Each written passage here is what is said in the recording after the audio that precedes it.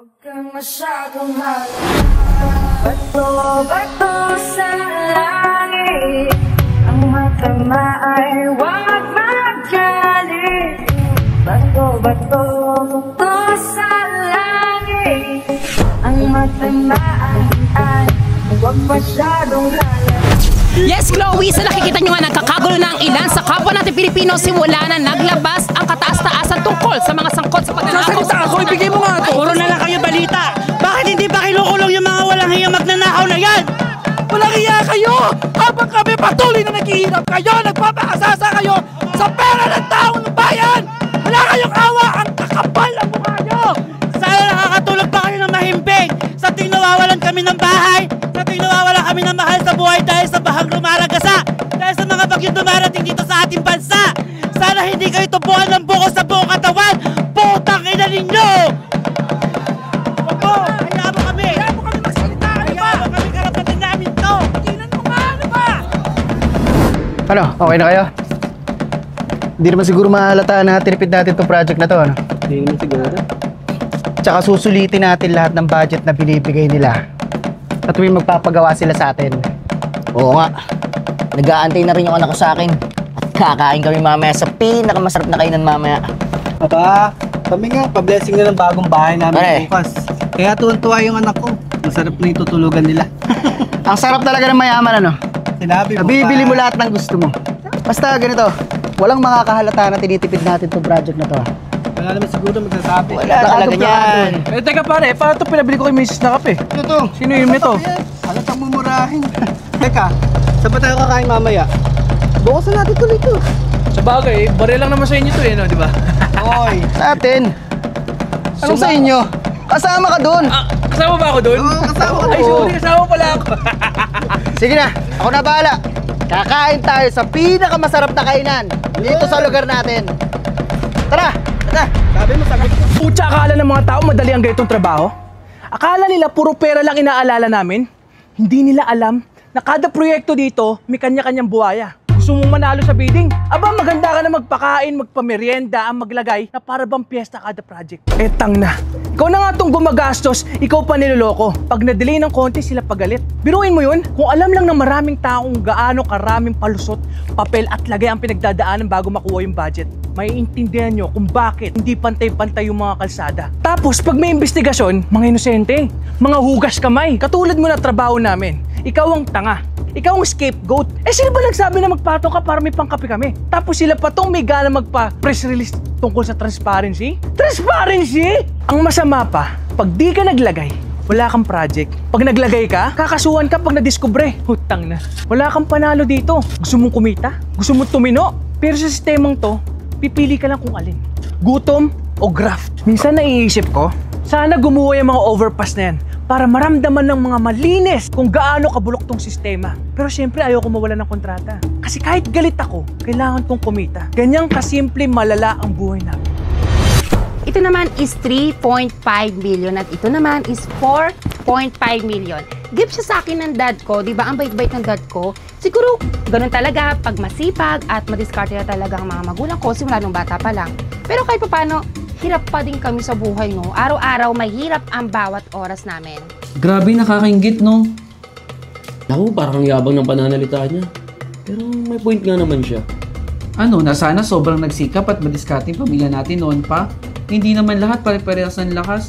Hindi lang sa pangangatawan, kundi sa lakas ng loob sa lahat ng bagay. Yung house naman namin is 24 million na gastos ng dad ko. Alam niyo soon, sa vlog ko, ipapakita ko sa inyo yung buong bahay namin. I-house tour ko kayo. Then ipapakita ko rin sa inyo yung 7 luxury cars namin.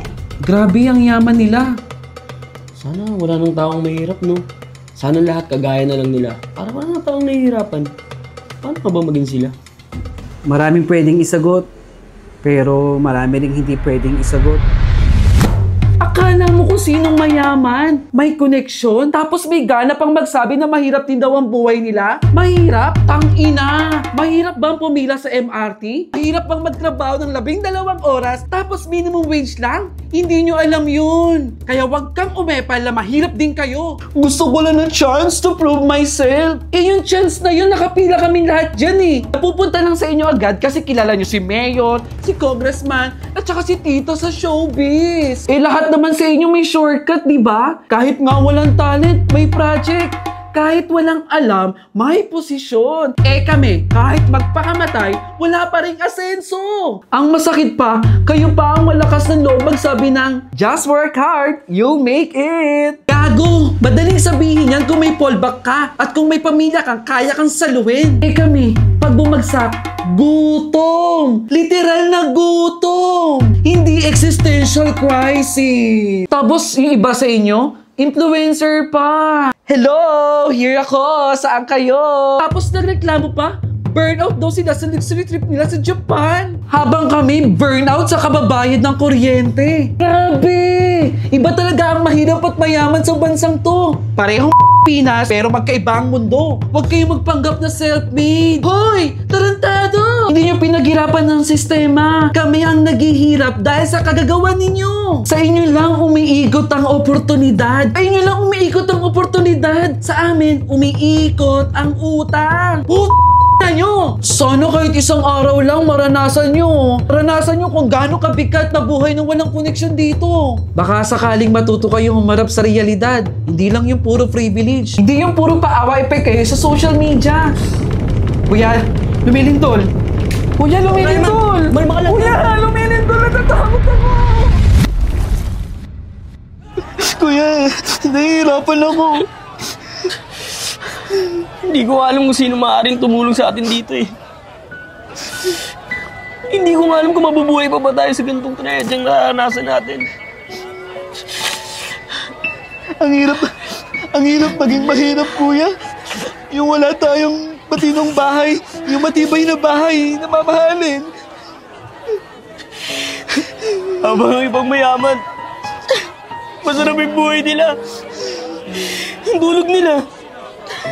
Na kahit anong trahedyang dumating sa kanila, hindi sila mahihirapan.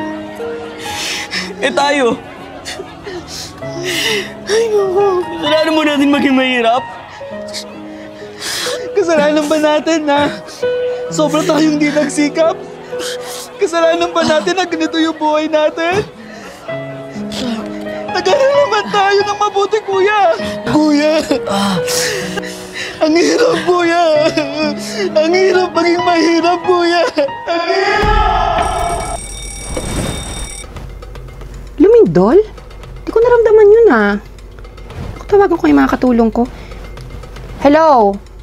Kayong lahat, sabihan mo sila dyan, doon muna kayo sa underground lahat kasi baka mamaya magkaroon ng aftershock. Baka hindi safe dyan. Don't save kayo kasi marami namang mga pagkain doon, okay? Magsipunta na kayo lahat doon. Tawagan ko nga si Dad. Bakit ka tumatawag, anak? Hello, Dad. Pwede ba ako pumunta sa New York bukas? Kasi nadadalas na yung lindol dito sa Pinas eh. Not safe na yata here. Sige, bubuk ko na ticket mo mamaya. Ah, sige, Dad. Alam mo, love na love mo talaga ako. Sige, thank you, Dad. Mag-ingat ka dyan.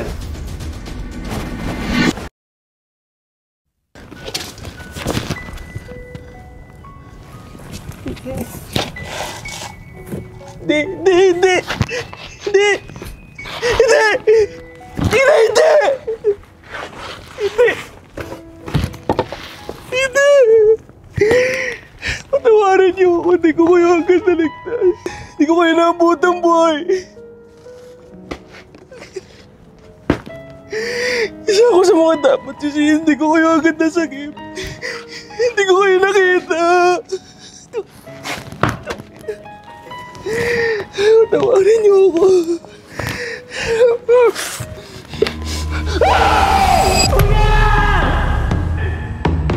Bakit mo naman ako iniwan? Paano na ako? Ha? Bakit mo ako iniwan mag-isa? Nagpasa ng trahedyang to? Ha? Bakit? Bakit? Bakit mo namin nararanasan to, ha? Ano ba kasalanan namin? Kuya, huwag mo umiwan. Kuya! Putang ina nyo! Hanggang kailan kami magtitiis sa kasakiman nyo? Lagi na lang kami binabaha! Ilang pamilya lang nawalan ng bahay, buhay at hanap buhay! Habang kayo, tuwang-tuwa kayo sa pagnanakaw ng pera ng bayan! Nasaan? Nasaan ang pondo ng flood control? Ng drainage? Ng relocation site? Nasaan ang pondo? Nasa bulsa ninyo! Binibili nyo ng bahay sa ibang bansa! Binibili nyo ng mga magagaray important na sasakyan! Habang kami, eto, nakalubog, nakalusong sa baha, nagkakasakit, nagugutom, hindi alam kung paano gagawin, at pinipilit na bumangon sa trahedya. Ang kakapal ng mukha ninyo, mga walang konsensya. Nagpapapicture pa kayo tuwing may kalamidad. Pero ang totoo, ayun din ang dahilan kung bakit kami nagdurusa. Hindi kami bobo. Nakikita namin, nararamdaman namin, bawat sakit, bawat putik, damang-dama namin. Alam mo kung anong hinihiling ko? Sana maranasan nyo rin kung ano nararanasan ng taong bayan. Bahain sana kayo. Bahain sana kayo. Hindi ng ulan, hindi ng baha, kundi ng galit ng taong bayan. Ikulong na yan! Ikulong na yan! Ikulong na yan! May dahilan kung bakit nandito kami. Hindi lang ito isang laruan na ninakaw nila, kundi pera! Pera! Pera ng taong bayan ang ninakaw nila! Habang tayo hirap na hirap kitain ng pera, nananatili tayo nagbabayad ng buwis. Pero ibang tao lang pala nakikinabang. Bakit hanggang ngayon walang nakukulong? Nasaan ang hustisya? Nasaan ang hustisya? Nasaan ang hustisya? Kapag dilata o pagkain ng ninanakaw, kinukulong nyo agad. Pero ngayon, bilyon-bilyon ng ninanakaw, malaya at masarap pa rin ang buhay ng mga magnanakaw. Pera ng taong bayan ang ninakaw. Walang mananahimik. Bakit tayo mananahimik? Ikulong ang magnanakaw ng pera ng taong bayan. Ikulong na yan! Ikulong na yan! Ikulong na yan! Ikulong na yan! Ikulong na yan! Ikulong na yan! Kulong na yan! Mga kurakot! Kulong na yan! Mga kurakot! Kulong na yan! Mga kurakot! Kulong na yan! Mga kurakot! Bakit tayo mananahimik? Bakit kayo mananahimik? Hindi tayo pwedeng manahimik! Ang dami-daming binabaha dahil sa pagtitipid sa pera para sa pagkontrol sa baha. Ang dami-daming namamatay. Ang dami-daming nawawala ng bahay habang ang mga magnanakaw masarap ang buhay. Ang kakapal na mukha niyo! Ang kakapal ng mga mukha nyo! Kung tatanungin niyo ako kung ano tumpulang panyo sa ulo ko, simbolo ito ng hustisya.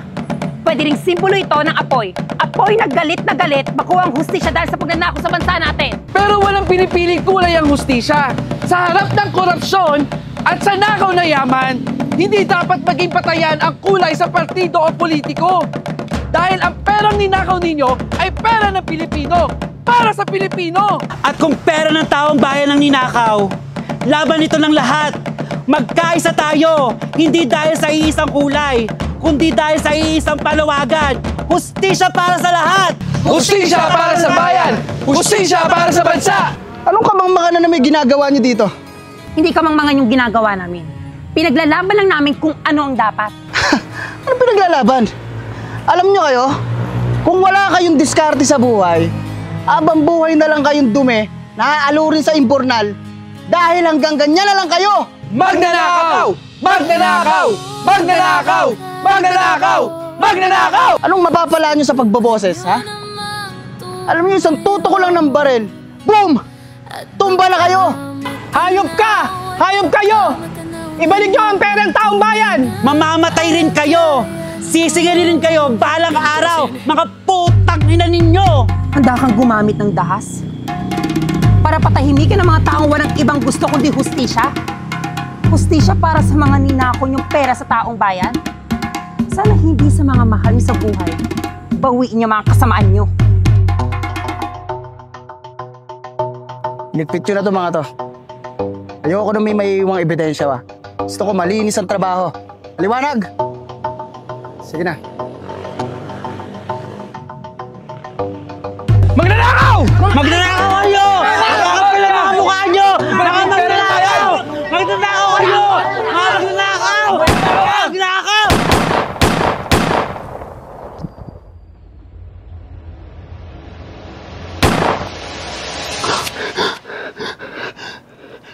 Baho ah.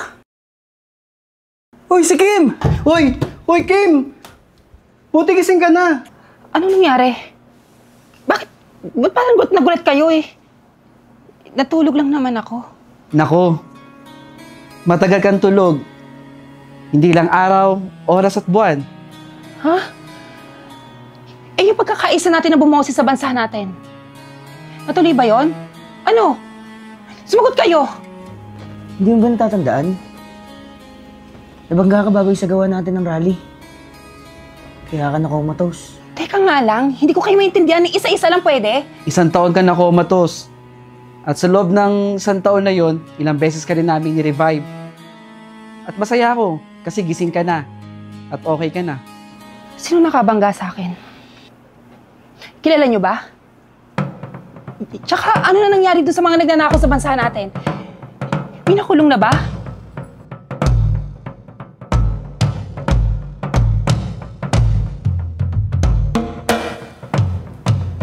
Wala pa rin nakukulong hanggang ngayon.